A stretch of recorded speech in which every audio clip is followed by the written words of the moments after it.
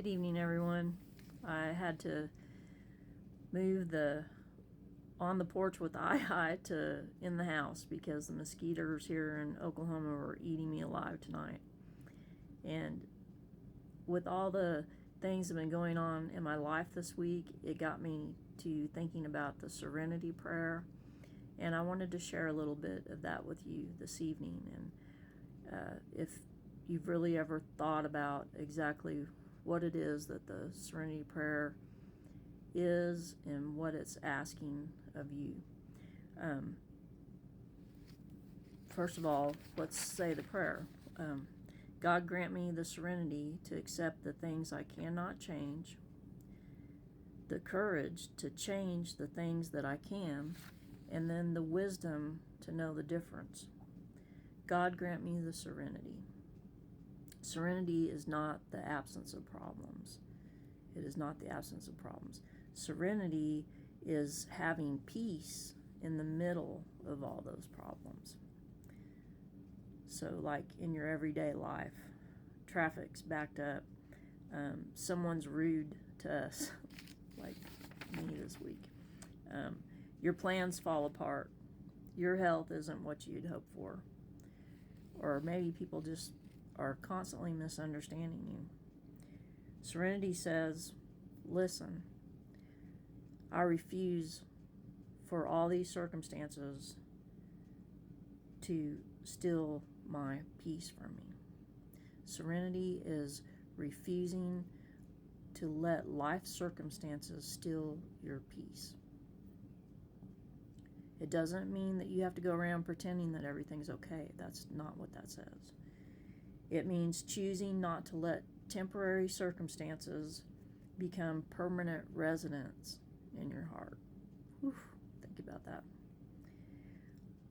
To accept the things I cannot change. This is possibly the hardest part of that prayer.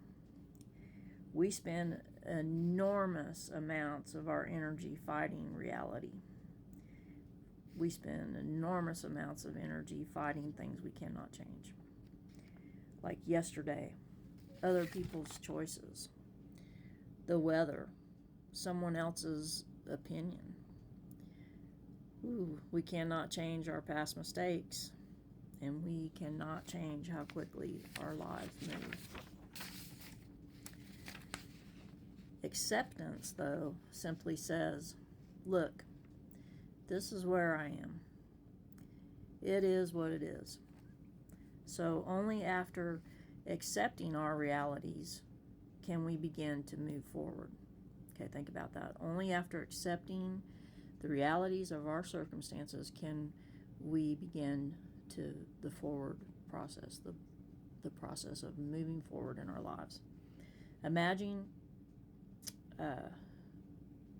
trying to sail north while we insist on the wind blowing in a totally different direction. That's what we do with our lives. Think about it. We do that a lot of times. So how do you overcome this? Well, you have to learn to adjust your sails. You can't always get what you want. Sometimes you have to adjust your sails. Courage to change the things I can. Now this part of the prayer, this is where it shifts. Okay, some things are absolutely within our control. We can change our attitudes. We can change our words. We can change our reactions. We can choose or change whether we forgive. We can choose or change whether we learn to grow in these circumstances. We can choose what kind of energy we're putting off, like our little ripple effect. We have that choice. That's our choice to choose that kindness and that love and to put that energy forward. And we can choose if we decide to love people well.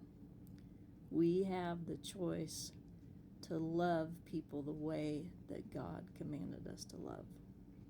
Many people spend all their strength and energy trying to change or fix the things that they can't. and they put very little energy into changing what they can. Courage isn't the absence of fear. Courage is choosing the next right steps or the next right decision while fear is still present in your heart. So, the last part of that prayer is, and the wisdom to know the difference. This may be the most important line, okay? Every day we ask ourselves, is this something I can influence or something I need to surrender to? So, wisdom keeps us from wasting our emotional energy. God's wisdom keeps us from wasting emotional energy. So, an example, someone criticizes you. Can you change what they think? Probably not. Okay. Can you change how you respond to that? Absolutely you can. You can't rewrite what happened, but you decide whether that bitterness that's inside here from what happened gets to stay or if it has to move on down the road. That's your choice. Okay? Applying this to everyday life, well, imagine waking up every morning and asking these 3 questions. What must I accept today?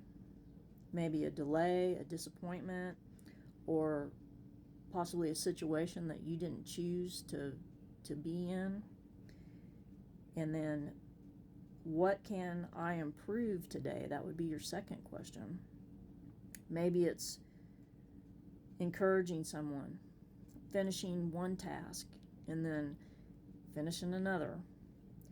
Or maybe it's simply choosing gratitude for today. Choosing to be thankful for the opportunity to grow through all of your circumstances that you are placed in today.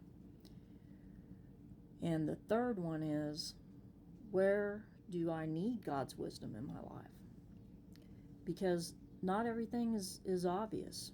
Sometimes we mistake surrender for giving up. Sometimes we mistake control for responsibility. God's wisdom helps us to know the difference in these situations. The serenity prayer begins with asking God for a gift. Think about that. God, grant me the serenity. You are asking God for his gift of peace in your life and in your heart. That's why I love praying this prayer daily. Serenity is something we receive from God as we learn to trust the one who already knows the end of our story, folks.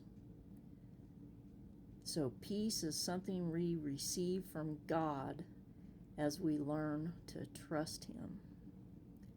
So this is another verse I want you to think on. Ecclesiastes 3:11. He has made everything beautiful in its own time.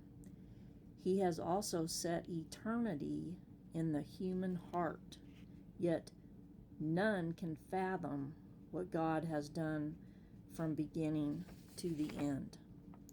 This is why we need serenity, so we can trust the plans that God has for us in our life, so we can have the peace in the middle of all of life's uncertainty. I really hope that this helps someone today, someone that hears this, that they can really trust in this process.